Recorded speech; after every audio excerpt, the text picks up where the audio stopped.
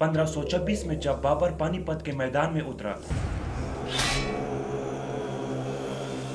तो उसके पास कोने के लिए कुछ नहीं था। वो पिछले 30 साल से दर बदर की टोकरे खा रहा था। क्या आप जानते हैं कि मुगल सल्तनत की बुनियाद रखने वाला ये शख्स कभी अपनी जान बचाने के लिए पहाड़ों में नंगे पांव भागता था, कई बार जंगलों और पहाड़ों में पनाह ली। आज की वीडियो में हम देखेंगे समरकंद के गलियों से दिल्ली के तख्त तक बाबर ने ये नामुमकिन सफर कैसे तय किया। बाबर सिर्फ 12 साल का था जब उसके बाप एक हादसे में मर गए। उसे वरासत में फरहाना मिली, लेकिन उसकी नज़र समरकंद पर थी जो उसके आबा अजदाद का शहर था। 1497 में उसने समरकंद फतह तो कर लिया, लेकिन यहीं से उसकी बर्बादी शुरू हुई। जब बाबर समरकंद में था, पीछे उसके अपने ही लोगों ने अहमद तंबल की क़ियादत में फरहाना पर कब्जा कर लिया। बाबर फरहाना बचाने निकला तो समरकंद भी हाथ से निकल गया और बागियों ने फरहाना के दरवाजे भी उस पर बंद कर दिए। सिर्फ 15 साल की उम्र में बाबर बेघर हो चुका था। बाबर ने दोबारा समरकंद जीता, लेकिन इस बार उसका सामना हुआ एक बेरहम उज़्बेक जंगजू शिबानी खान से। 1501 में सिरिपिल की जंग में शिबानी खान ने बाबर को ऐसी इबरतनाक शिकस्त दी कि बाबर को अपनी बहन खानजादा बेगम की शादी अपने दुश्मन शिबानी खान से करनी पड़ी ताकि वो अपनी बाकी खानदान की जान बचा सके। ये बाबर की जिंदगी का सबसे जिल्लत अमेज लम्हा था।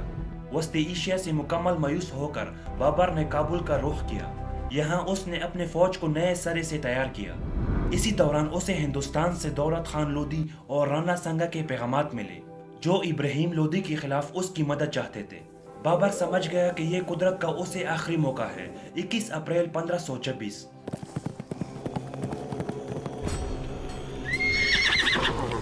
इब्राहिम लोदी की 1 लाख फौज और 1000 हाथी बाबर के सामने थे। बाबर के पास 12,000 फौज थी। ये देखकर लोगों ने कहा कि ये एक खुदकुशी है। 12,000 1 लाख के साथ कैसे लड़ सकती है।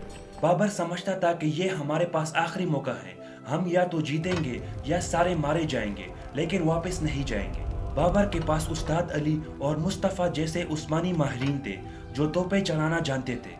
बाबर ने अपनी फौज के सामने 700 बैलगाड़ियां जंजीरों से बांधकर खड़ी कर दी, जिसके पीछे उसके निशानाबाज छुपे थे।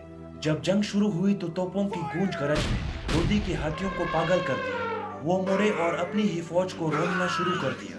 ये पहली बार था जब हिंदुस्तान में किसी ने तोपों का इस्तेमाल किया था। इसी वजह से लोदी की फौज और हाथियां दोनों घबरा गई। आखिरकार लोदी मारा गया और शाम ढलने से पहले हिंदुस्तान का फैसला हो चुका था।